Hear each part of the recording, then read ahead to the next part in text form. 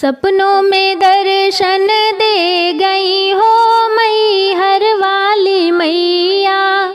सपनों में दर्शन दे गई हो मैहर वाली मैया।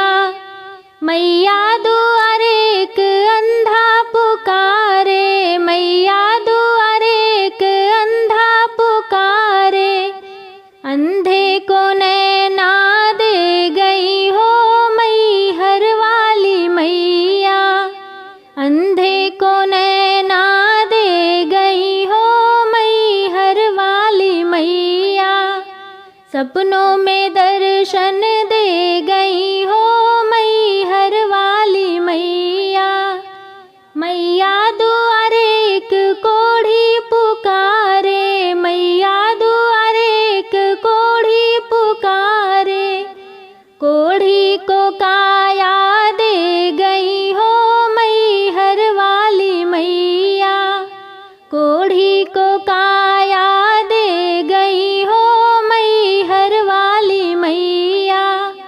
सपनों में दर्शन दे गई हो मैहर वाली मैया।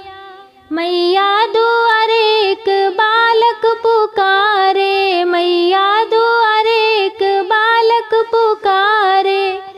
बालक को विद्या दे गई हो मैहर वाली मैया। बालक को विद्या दे गई हो मैहर वाली मैया। सपनों में दर्शन दे गई हो मैहर वाली मैया।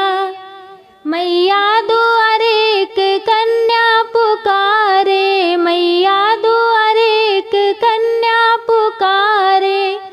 कन्या को घर वर दे गई हो मैहर वाली मैया। कन्या को घर वर दे गई हो मैहर वाली मैया। सपनों में दर्शन दे गई हो मैहर वाली मैया।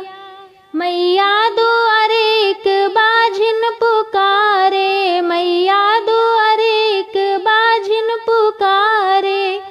बाझिन को बालक दे गई हो मैहर वाली मैया। बाझिन को बालक दे गई हो मैहर वाली मैया। सपनों में दर्शन दे गई हो